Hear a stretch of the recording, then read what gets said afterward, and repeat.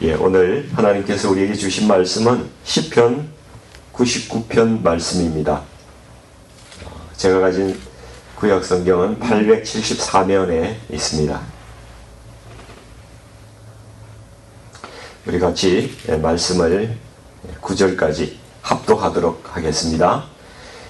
여호와께서 다스리시니 만민이 떨 것이요 여호와께서 그룹 사이에 좌정하시니 땅이 흔들릴 것이로다.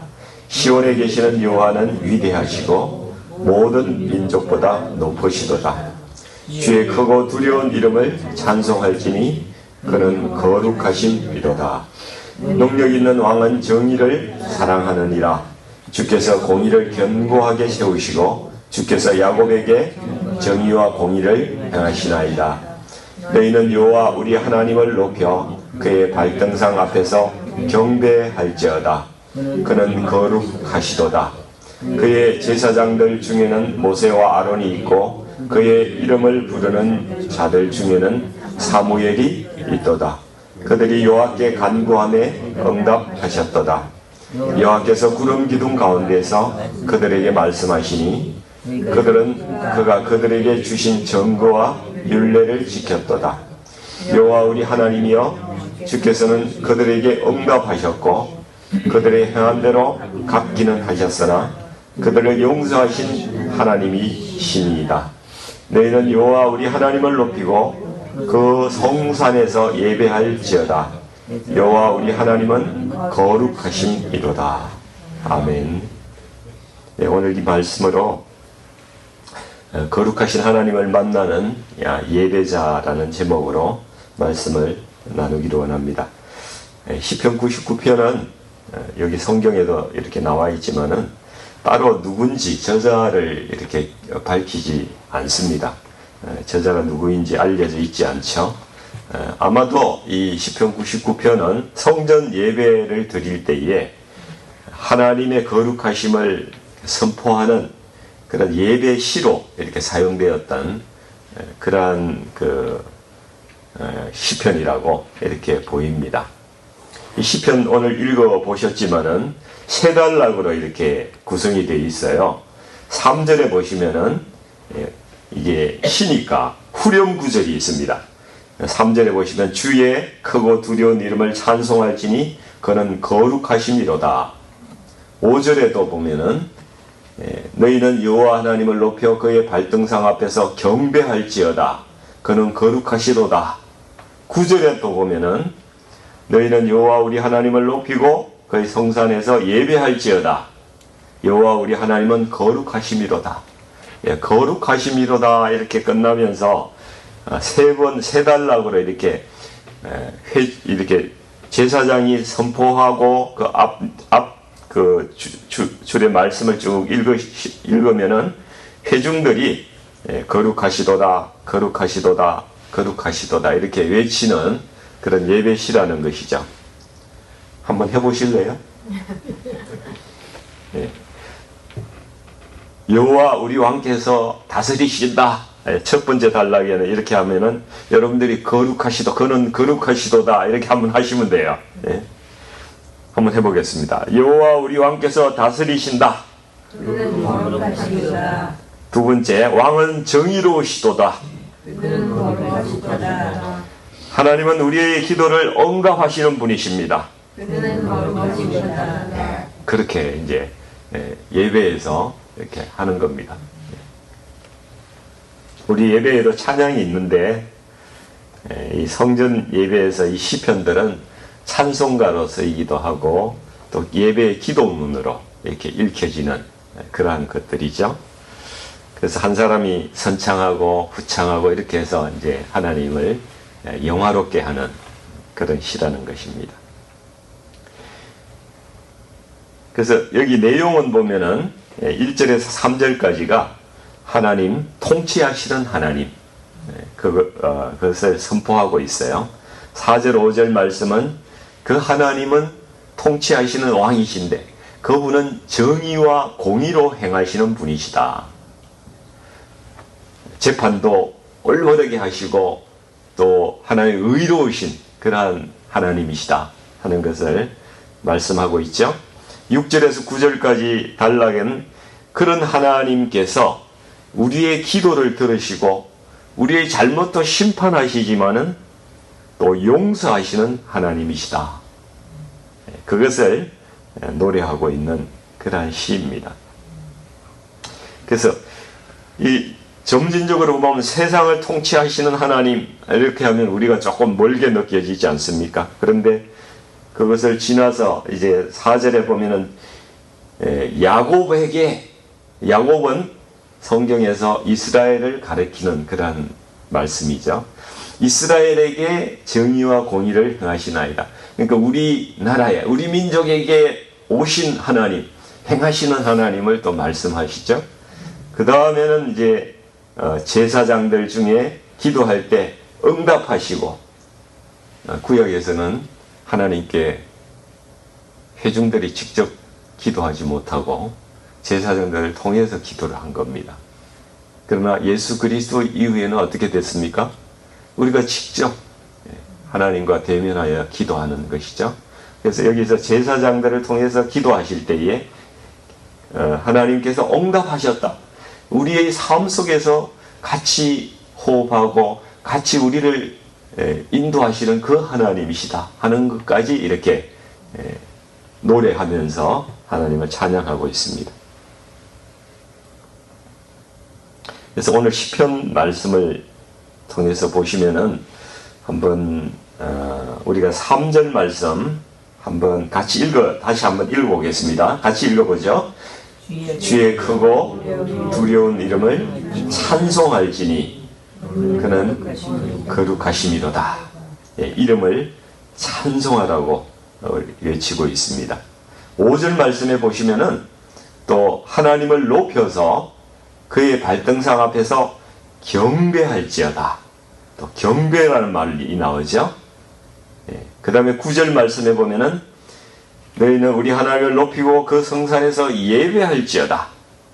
이렇게 조금씩 달라지면서 이렇게 말씀이 나와요. 그래서 이 찬송한다는 것은 히브리어로는 야다라는 말인데 찬양하고 고백하다 그런 말씀이에요. 그러니까 하나님의 이름을 높이고 선포한다는 것이죠. 그래서 우리가 하나님이 누구신가, 하나님의 속성이 어떤 것인가 이런 것을 우리가 알고 그것을 선포하면서 높여드리는 그러한 예배, 그것을 우리의 찬송이라고 하는 거죠. 그러니까 우리가 찬송하는 이유가 뭐예요? 하나님은 정의로우시고 공의로우시고 거룩하시고 선하시고 사랑이 많으시고 이런 것을 우리가 찬송하면서 노래하지 않습니까? 그리고 이제 경배한다는 것은 우리가 입술로만 이렇게 찬송하는 것이 아니라 우리가 하나님 앞에 무릎을 꿇고 엎드리는 거예요. 경배라는 것은 존경할 때의 경자와 배라는 것은 절한다는 뜻이거든요. 무릎을 꿇고 하나님 앞에 엎드려 절하는 거예요. 그러니까 하나님의 발등상 앞에서 엎드려서 예배하는, 그러니까 우리의 마음이 낮아지는 거예요. 우리의 마음이 하나님 앞에서 더할 수 없이 겸손한 그런 마음을 가지고 엎드리는 것이 우리의 예배라는 것이 더 깊은 예배가 되는 것이죠. 찬송에서 더 깊은 예배, 경배하는 예배가 드려지는 것입니다. 우리는 이런 예배 드리고 계십니까? 네, 아멘이시죠? 억지 아멘은 아니시죠? 네, 우리가 이런 예배 하나님 앞에 올려드려야 하는 것입니다. 마지막에 9절에는 성산에서 예배하라 이렇게 말씀하는데, 이 예배는 주의 전에서 내 삶 전체를 하나님께 드리는 예배입니다. 하나님의 임재 가운데 들어가는 예배라는 것이죠. 그러니까 찬송은 하나님을 높이는 것이고 경배는 나를 낮추는 것인데, 이 성산에서 드리는 예배는 나의 전인격적인 나의 모든 존재를 하나님 앞에 올려드리는 그러한 예배라는 것이죠. 그래서 예배의 단계는 먼저 찬송하고 하나님을 더 알게 되면 우리가 경배하게 되고 또 더 깊이 만나면 우리의 삶 전체를 하나님께 올려드리는 그러한 예배자로 우리가 살아가게 되는 것입니다.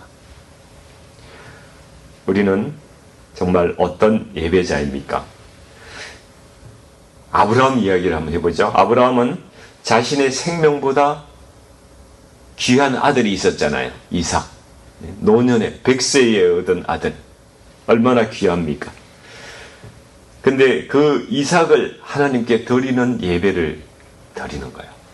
하나님 말씀에 따라서 그렇게 가장 귀한 것을 드린 그런 예배를 드린 것입니다. 다니엘은 포로로 잡혀갔잖아요. 바벨론에 잡혀가서 거기에서 자신을 죽일 수 있는 왕의 명령이 다른 신들에게 예배하지 마라, 기도하지 마라, 엎드리지 말라 그러는데도 불구하고 그 명령을 무서워하지 아니하고 하나님께 기도하면서 자신만의 예배를 하나님께 드립니다. 그러한 예배가 나의 모든 존재를 걸고 하나님께 예배하는 것이죠. 예배는 교회에서만 드리는 것이 아니에요.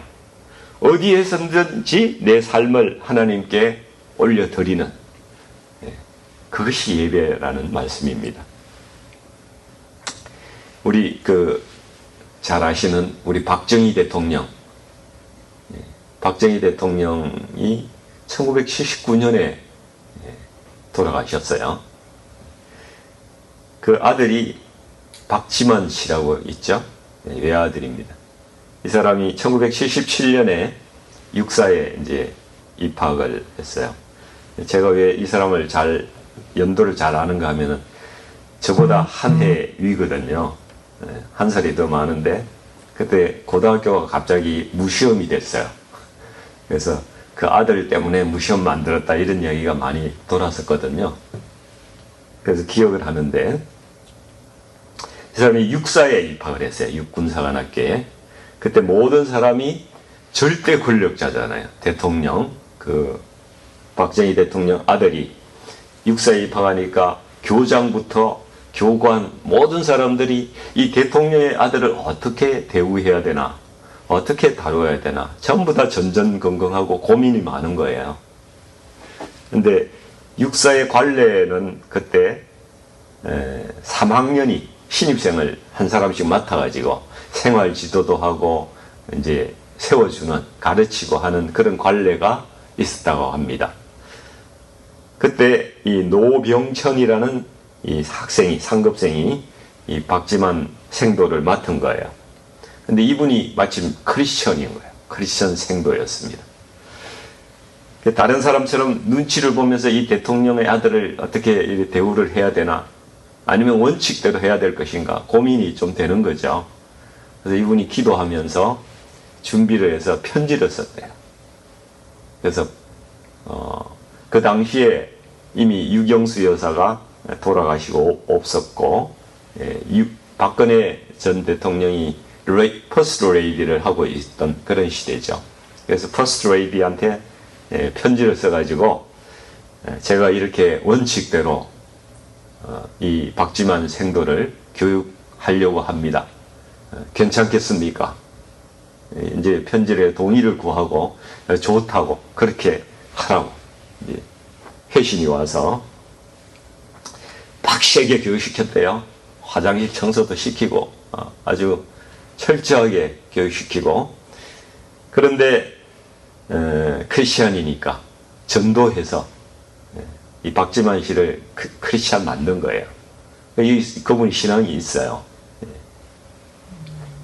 그리고 소위 시절에 박정희 대통령이 그에 대해서 감동을 받아서 이 사람을 초청해서, 청와대로 초청해서 식사하는 자리에서 술을 따라 줬는데 그 대통령의 술을 거부하고 저는 크리스찬이기 때문에 술을 마시지 않습니다.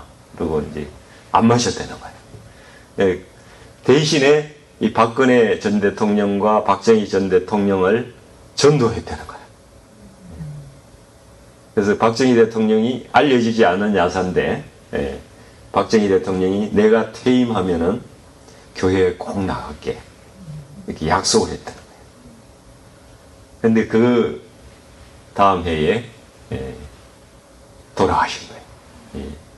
12.6 사태가 나가지고 돌아가셔서 그 일이 일어나지 못했는데, 이분이 노병천 장로예요. 장로. 지금 시흥의 황금종 교회라는 곳에서 심호하고 계신 심호 장로신데, 이제 나사렛 대학교 교수도 하면서 간증도 하고 저술도 하고 각 교회 다니면서 이렇게 간증도 하시는 그런 분이에요. 이분이 연병장이 나의 예배처였다, 그런 그 고백을 해요. 연병장이 나의 예배처다. 그러니까 우리가 예배를 드린다는 것은 교회만 드리게서만 하는 것이 아니라 내 삶이 있는 곳에, 그 모든 곳에서 나의 존재, 내가 하나님을 높여드리는 그런 삶이 바로 예배라는 것이죠. 그게 하나님 기뻐하시는 예배라는 거예요. 얼마나 참다운 예배라는 것이 무엇인지 깨닫게 해주는 그런 예배가 아닌가, 그렇게 생각이 됩니다. 마지막으로 우리가 좀 살펴보고자 하는 것은 오늘 말씀 중에 회중이 3번이나 반복해서 노래한 하나님은 거룩하시도다, 이 말씀을 좀 보기를 원하는데요. 하나님께서 거룩하신 분이기 때문에 우리가 예배 드리는 거예요. 하나님이 거룩하시지 않으시면은 우리가 하나님께 굳이 예배 드릴 필요가 없는 거죠. 거룩이라는 것을 한마디로 참 이렇다 설명하기는 굉장히 어렵습니다. 그러나 하나님은 우리와 완전히 다른 분이시다, 그것은 명확한 것이죠. 죄로 가득한 인간이 결코 하나님 앞에 나아갈 수가 없다, 그것이 거룩의 실체이에요. 우리가 불을 한번 생각해 보겠습니다. 불은 따뜻하죠. 가까이 가면 따뜻합니다. 온기를 느낍니다. 그러나 더 가까이 가면은 불에 탑니다. 죽습니다. 거룩은 따뜻한 사랑이지만은 감히 접근할 수 없는 그런 순결이 있는 것입니다. 그리고 태양이 우리에게 이 생명의 에너지를 공급해 주잖아요. 하지만 우리는 태양을 정면으로 바라볼 수는 없어요. 그러니까 하나님의 거룩하심은 우리에게 생명을 주시는, 생명의 근원이 되지만은 압도적인 빛이라는 거예요. 우리의 눈을 멀게 할 정도로 너무나 강렬하고 밝은 그 빛이기 때문에 우리가 감히 우리 눈으로 쳐다볼 수만큼도 없는 압도적인 빛이라는 거예요. 그리고 100% 순수한 물은 지구상에는 존재하지 않죠. 뭐라도 불순물이 섞였어요. 아무리 정제하고 정수를 해도 우리는 완전한 순수한 물은 만들 수가 없습니다. 그러나 하나님은 0.00000000 이 0이 무한대로 가서 끝에 1이 있는, 그것도 허용이 되지 않는 그런 하나님이십니다. 완전 무결한 순수하신 분이 하나님이십니다. 그러니까 그 앞에서 우리가 죄는 하나님 앞에서 견딜 수가 없는 거예요. 하나님 앞에 설 수가 없는 것입니다. 하나님의 거룩하심 앞에서 어떤 인간도 하나님 앞에 나갈 수가 없습니다. 설 수가 없습니다. 그런데 하나님은 우리를 구원하셔서 당신 옆에 두시기를 원하시는 거예요. 그 거룩한 하나님 옆에 우리를 데려가시겠다는 거예요. 어떻게 데려가느냐고요. 어떻게. 불가능한 일이에요. 그런데 하나님께서 우리에게 길을 열어주신 거예요. 그 길은 예수님을 믿는 길이라는 거죠. 예수님을 믿는 자는, 예수님 안에 있는 자는 예수님의 순결한 보혈로, 그 하나님의 보혈로 우리를 덮어주기 때문에 우리의 죄가 다 가려지는 거예요. 완전한 순수한 그 보혈로 우리를 덮어주시기 때문에 우리의 죄가 다 가려지고 하나님 앞에 나갈 수 있는 은혜를 입는 거예요. 그러니까 우리가 하나님 앞에 담대하게 서서 기도할 수 있는 것입니다. 디모데전서 4장 5절은 우리가 말씀과 기도로 거룩해진다고 그렇게 말하고 있죠. 우리의 거룩은 하나님과는 좀 다르죠. 하나님은 존재 자체가 거룩하신 분이지만 우리는 흠이 있어요. 우리 존재 자체가 흠이 있고 완벽하지 않습니다. 그러면 우리의 거룩은 완벽하다는 의미가 아니라 하나님께 속한 존재가 되었다. 하나님께 속한 존재가 되어서 세상과 구별된 존재가 되었다. 그것이 우리의 거룩입니다. 그래서 우리가 하나님께서 내가 거룩하니 너희도 거룩하라 이렇게 말씀하시죠.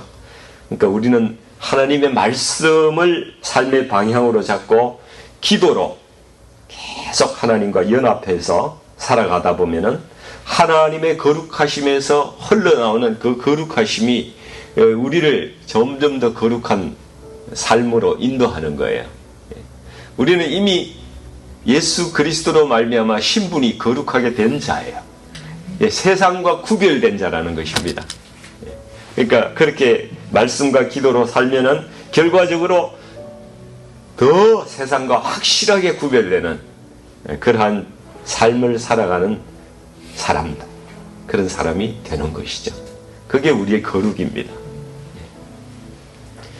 하나님의 거룩하심은 우리가 무서워할 것은 아니지만은 결코 가벼이 여기어서도 안 되는 것이죠. 우리는 늘 주님 앞에 떨림으로 서야 하고 또 하나님을 경외하면서 그 앞에 나가야 되는 것이죠. 그래서 우리가 하나님의 거룩하심에 참여할 수 있는 은혜를 주신 그 구원의 은혜, 그것에 감사하며 우리가 찬양하며 그렇게 하나님 앞에 예배로 늘 나가야 되는 것입니다. 아멘. 예, 오늘 말씀을 통해서 우리가 더 깊은 예배자로 나가기를 원합니다. 하나님 이름을 찬송하고 또 나를 낮추는 경배와 나의 전 존재를 주님께 드리는 그러한 예배로, 더 깊은 예배로 우리가 나가기를 우리 주님의 이름으로 축원드립니다. 예, 우리 같이 기도하겠습니다. 거룩하신 아버지 하나님, 오늘 말씀을 통해서 주님께서 거룩하시며 또 우리의 왕이 되신다는 사실을 다시 한번 깨닫게 됩니다.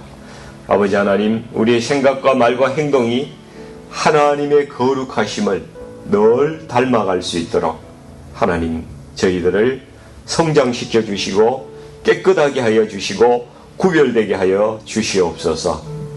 그리고 우리가 예배가 형식적인 예배가 아니라 어느 곳에서든지 무슨 일을 하든지 간에 우리가 삶의 예배, 하나님을 영광스럽게 해드리는 그러한 예배의 삶을 살아가게 하여 주시고 그렇게 또 살아갈 용기를 또 허락하여 주시옵소서. 그래서 날마다 주님을 높이며 영화롭게 하며 살아가게 하여 주옵소서. 예수님의 이름으로 간절히 기도드리옵나이다. 아멘.